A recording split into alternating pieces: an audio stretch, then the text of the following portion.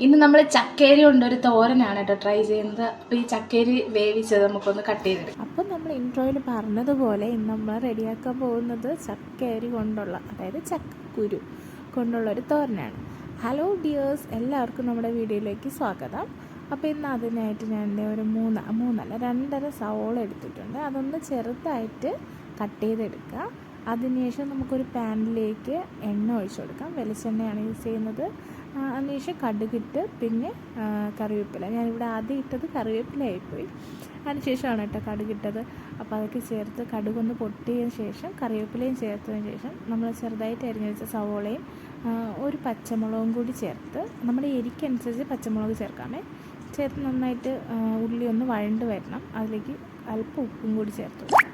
ഇനി നമുക്ക് ഇതിനായി ആവശ്യമായിട്ടുള്ള തേങ്ങ അരച്ചെടുക്കേണ്ടതുണ്ട്. അപ്പോൾ ഞാനിവിടെ ഒരു പിടി തേങ്ങ എടുത്തിട്ടുണ്ട്. അതിലേക്ക് 3 അല്ലി വെളുത്തുള്ളി, 1/4 ടീസ്പൂൺ ചെറിയ ജീരകം, 1/4 ടീസ്പൂൺ മഞ്ഞൾപ്പൊടി, ഇത് ഇത്രയും ചേർത്ത് നന്നായിട്ട് മിക്സിയിൽ ഗ്രൈൻഡ് ചെയ്തെടുത്തിട്ടുണ്ട്. ഇനി നമുക്കിത് സവോള നല്ല ഇതിൽ വഴണ്ട് വന്നിട്ടുണ്ട്. അപ്പോൾ അതിലേക്ക് ചേർത്ത് കൊടുത്തിട്ട് കുറച്ച് നേരം ഒന്ന് അടച്ച് വെച്ച് കൊടുക്കാം. അപ്പോൾ അടച്ച് വെച്ച് കൊടുക്കുമ്പോൾ അതിൽ ആ ഒരു എന്താ പറയുക, അരപ്പിലൊക്കെ ചൂട് കയറുമെന്നാണ് അമ്മ പറയുന്നത്. അപ്പോൾ അതുപോലെ തന്നെയാണ്, നന്നായിട്ടൊന്ന് കുക്കായി വരും. ഇനി നമുക്കിതിലേക്ക് മെയിൻ താരമായിട്ടുള്ള ചക്ക അരി ചേർത്ത് കൊടുക്കാം. ഇപ്പോൾ ചക്ക സീസൺ തുടങ്ങിയിട്ടുണ്ട്. സോ സിമ്പിളായിട്ട് നമുക്ക് നല്ല ടേസ്റ്റി ആയിട്ട് റെഡിയാക്കാൻ പറ്റിയൊരു ഡിഷ് തന്നെയാണ് കേട്ടോ. എല്ലാവരും ഒന്ന് ട്രൈ ചെയ്ത് നോക്കണം. അപ്പോൾ ഇതുപോലെ കട്ട് ചെയ്തെടുക്കാം. 2-3 വിസിലൊക്കെ കേൾക്കുമ്പോൾ തന്നെ നമുക്ക് ചക്കേരി വെന്ത് കിട്ടും കുക്കറിൽ ആണെങ്കിൽ.